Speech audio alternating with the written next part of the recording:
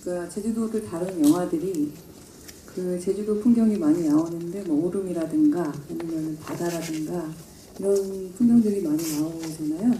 근데 저는 6년 전에 이제 제주도로 이주를 해서 제주도 풍경이 이제 저한테는 일상적인 거예요. 그래서 굳이 여기가 제주도다, 이런 풍경, 이 오름 앞에서 찍어야 된다, 이 절벽 앞에, 이런 강박 같은 건 가지지 않았던 것 같아요. 이 영화에서 나오는 캐릭터들이 다 일상 공간에서 만나는 그 이야기인 만큼 그 지금 가지고 있는 제주도에서 정말로 실질적인 제주도의 어떤 풍경은 좀 자연적인 풍경이 아니라 지금 자연적인 풍경에 그 큰 도너츠 가게가 들어간다든가 아니면은 그 이중섭 거리가 되게 번화하게 변해간다든가 이런 것들이 정말 제주도의 현실적인 모습이라고 생각하거든요. 그래서 그런 것들, 제주도의 어떤 풍경을 담아야겠다라는 강박은 없었기 때문에 그런 식으로 자연스럽게 촬영하게 된 것 같고요.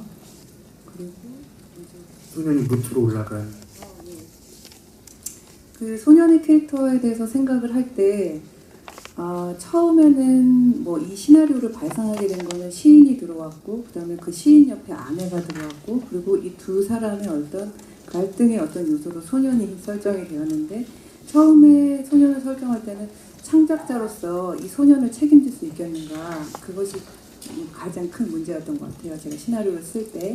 근데 이 소년 같은 경우는 이제 가람이 같은 경우도 연기를 하면서 자기가 뭘 가지고 있는지 모르겠지만 연기가 하고 싶었대요, 가람이 같은 경우는. 그래서 밀양에서 뭐 5년 전에 이제 혼자서 진짜 가방 혼자 메고 마지막에 소년의 모습같이 그렇게 올라왔다는 거예요.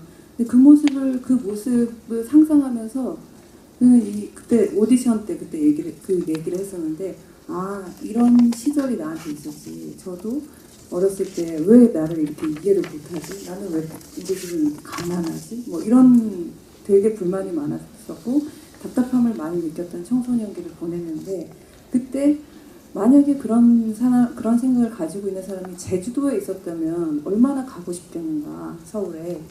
그리고 실제로 제가 제주도에서 아이들 가르치는 뭐 일도 많이 했었는데, 청소년기에 있는 친구들이 그냥 무조건 제주도에서 서울로 가고 싶어 해요. 그냥 이 제주도가 실제로 살아보면 굉장한 고립감을 주거든요. 그래서 그렇게 자연스럽게 된 것 같고요. 그리고 그 동성애에 대한 부분은 이 영화, 그러니까 전체적으로 시인이 시를 먼저 좀, 자기는 정말로 따뜻한 물에서 살고 있는 정말 안온한 환경에 살고 있는 사람인데, 시인이 되려면 어떤 슬픔도 있어야 되고 삶의 이면도 봐야 되고 뭐 이런 요구를 받잖아요. 근데 자기한테는 슬픔이 없는 거예요, 고통도 없고. 그래서 이 소년을 약간 뭐 목적적으로 의도적으로 접근한 것도 조금 있었던 것 같아요, 처음에는. 그런데 실제로 소년한테 빠진다라고 할 때 육체적인 사람도 뭐 어떤 호기심 이런 것도 있겠죠. 그렇지만 그가 가지고 있는 어떤 뭐 환경, 어떤 불우한 어떤, 그리고 그 가지고 있는 어떤 감수성, 그리고 자기는 이제 인생이 이제 끝나버리고 있는데 얘는 이제 너무 뻗쳐나갈 게 많잖아요. 그러니까 그에 대한 어떤 연민의 감정, 그 동정이라기보다는 교감하는, 이입되는 이런 감정 같은 거였던 것 같아요. 그래서 마지막에 시인이